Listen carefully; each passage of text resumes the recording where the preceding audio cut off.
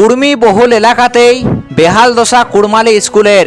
হ্যাঁ বন্ধুগণ, কুর্মী বহুল এলাকাতে একেবারে বেহাল দশা কুড়মালি স্কুলের। ইয়ারলে বড় লজ্জার ঘটনা আর কি হইতে পারে? ইয়ার থেকে বড় আর লজ্জার ঘটনা কি হইতে পারে? তোমাদের সকলকে আগে একটা ভিডিও দেখাই, তারপর ভিডিওর মূল আলোচনায় আসছি। তোমরা আগে ভিডিওটা কন্টিনিউ দেখতে থাকো। এই যে স্কুলটা আপনারা চালাচ্ছেন, এই স্কুলটা কতদিন ধরে চালাচ্ছেন? এটা দীর্ঘ 17 বছর ধরে চলছে। 2009 সালে আমাদের স্কুল স্টাবলিশ হয়েছে। আচ্ছা আর আমরা বিনা পারিশ্রমিকে বাচ্চাদেরকে পঠন পাঠন দিয়ে আসছি। স্কুলটা পুরোটাই কুড়মালি মিডিয়ামে চালানো হয়। আচ্ছা চিশলিপির মাধ্যমে কুড়মালি মিডিয়ামে চালানো হয়। আমরা বিভিন্ন শিক্ষা দপ্তরে ডকুমেন্ট সাবমিট করেছি, কিন্তু পূর্ববর্তী সরকার আমাদেরকে প্রতিশ্রুতি দিয়েছিলেন যে স্কুলটা যাতে সরকারি স্বীকৃতি পায়, কিন্তু আজ পর্যন্ত এখন আমরা সরকারি সুযোগ সুবিধা থেকে বাচ্চারা বঞ্চিত, আমরা শিক্ষকরা বঞ্চিত, আর স্কুলও এখনো সরকারি স্বীকৃতি। তোমরা দেখলে বন্ধুগণ, পশ্চিম মেদিনীপুর জেলার শালবনী ব্লকের ভীমপুর অঞ্চলের গ্রাম রয়েছে এবং সেই গ্রামে 2009 সাল থেকে কুড়মালি ভাষায় পঠন পাঠনের একটা স্কুল সেখানে শুরু হয়েছে। দুই শিক্ষকের অক্লান্ত পরিশ্রমে তারা কিন্তু এই স্কুলটাকে টেকায় রেখেছে। তো প্রথমেই এত বড় উদ্যোগ গ্রহণ করার জন্যে সেই দুই মহান শিক্ষককে গড় জোহার আর দণ্ডবোধ জানাই, কারণ তারা কুড়মালি শিক্ষার প্রচার প্রসারে যে এত বড় একটা পরিকল্পনা গ্রহণ করেছে, তার জন্য তাদেরকে সত্যিই গড় জোহার আর দণ্ডবোধ।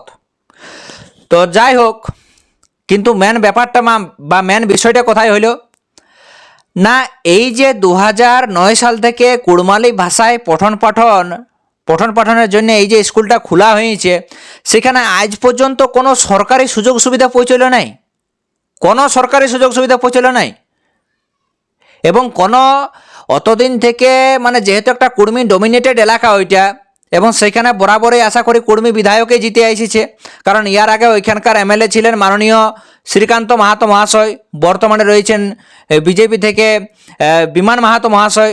তো শ্রীকান্ত বাবু কিন্তু দীর্ঘদিন ধরে মন্ত্রীও ছিলেন। তো কারো দৃষ্টি ওইদিকে গেল নাই, একবারও তারা কুড়মালি শিক্ষার কুড়মালি ভাষার প্রচার প্রসারে যে এত বড় একটা প্রতিষ্ঠান, মানে এত বড় যে উদ্যোগ গ্রহণ করা হয়েছে, সেখানে একটা সরকারি সুযোগ সুবিধাও নাই, একটা সরকারি মানে সরকারের তরফ থেকে একটা পাকা বাড়িও নাই ছাত্রছাত্রীরা যাতে ঠিক করে পড়তে পারে। এখনও মাটির ঘরে পড়ানো হয় সেই স্কুলে।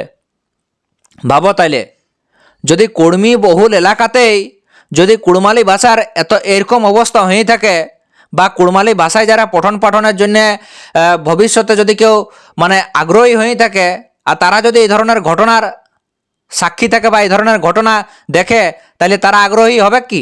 কোনোদিনই তারা আগ্রহী হবে নাই। কারণ আজকে আমাদেরকে তো সবাইকে বুঝতে হবে, আমিও কুর্মী ঘরের ছেলে, আর আমার যারা ভিডিও দেখে তাদের বেশিরভাগই আশা করছি কুর্মী ঘরের ছেলে। কুর্মীরা তো শুধু আর এসটির দাবিকে কেন্দ্র করে আন্দোলন করে নাই, এর মধ্যে তো একটা বড় দাবি রয়েছে কুড়মালি ভাষা। কুড়মালি ভাষার প্রচার প্রসারে আন্দোলন করতে হবে, মানে আন্দোলন করে আসছে দীর্ঘদিন ধরে কুর্মী সমাজের বিভিন্ন সংগঠন। সেই সংগঠনের নামও যদি আমরা কিছু দেখি, বিশেষ করে আদিবাসী কুর্মী সমাজ, পূর্বাঞ্চল আদিবাসী কুর্মী সমাজ, ছোটনাগপুর আদিবাসী কুর্মী সমাজ, কুর্মী সেনা, পশ্চিমবঙ্গ কুর্মী সমাজ, আদিবাসী নেগাচারী কুর্মী সমাজ, আবগা কুর্মী সেনা, এইরকম আরও বহু কুর্মী নামধারী সংগঠন রয়েছে যারা দীর্ঘদিন ধরে কুর্মীদের বিভিন্ন দাবি দাবা নিয়ে আন্দোলন করে এসেছে, যার মধ্যে একটা বড় দাবি ছিল কুড়মালি ভাষা। কিন্তু আজ জঙ্গলমহলে যেখানে কুর্মীদের ডমিনেটেড এলাকা, সেই এলাকাতে যদি কুড়মালি ভাষা স্কুলের এরকম অবস্থা হয়ে থাকে, তাহলে বাইরের এলাকাতে আরও কি হবে বাইরের এলাকাতে? তো আজকের এই ভিডিওটা করার মূল উদ্দেশ্য আমার একটাই, বিশেষ করে যে সমস্ত কুর্মী ভাই বন্ধুরা আজকের এই ভিডিওটা দেখছো, তাদের সকলকে বলবো এই ভিডিওটা কিন্তু প্রচুর পরিমাণে শেয়ার করো। এবং যদি সেই রকম কোনো সমাজদরদী মানুষ থেকে থাকো যারা এই ব্যাপারে সাহায্য করতে চাও, তাদেরকেও বলবো সাহায্যের জন্য তোমরা এগিয়ে আসো। কারণ এত বড় একটা উদ্যোগ যেখানে গ্রহণ করা হয়েছে, সেখানে কুর্মী সমাজের মানুষ যদি এইভাবে পেছাইন থাকে, তাহলে ইয়ার চেয়ে বড় আর লজ্জার ঘটনা কিন্তু কোনো হইতে পারে নাই। আজকে বিশেষ করে এই স্কুলের যে দুইজন শিক্ষক, তারা তো শুধুমাত্র স্কুলটা চালাবার সঙ্গে সঙ্গে তারা কিন্তু সরকারের কাছে বিভিন্ন চিঠিপত্র জমা দিয়েছে, ব্লক স্তর থেকে জেলা প্রশাসন, এমনকি মুখ্যমন্ত্রীকেও চিঠি দেওয়া হয়েছে, কিন্তু এখনও পর্যন্ত তাদের সমস্যার সমাধান হয়ে তাদের দাবি পূরণ হয়নি। এখানকার ছেলেপুলেরা যারা পড়াশোনা করছে তারা কিন্তু সমস্ত ধরনের সুযোগ সুবিধা থেকে বঞ্চিত।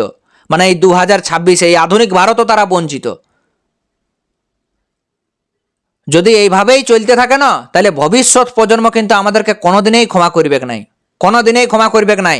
আজ জঙ্গলমহল যেখানে কুর্মীদের সংখ্যা সবচেয়ে বেশি, কুর্মী জাতি থেকে এত এমএলএ হয়েছে, এত মন্ত্রী হয়েছে, এত বড় বড় কুর্মী আন্দোলন, যে বিষয়টাকে কেন্দ্র করে সেই বিষয়টারই আজ সমাধান হচ্ছে নাই।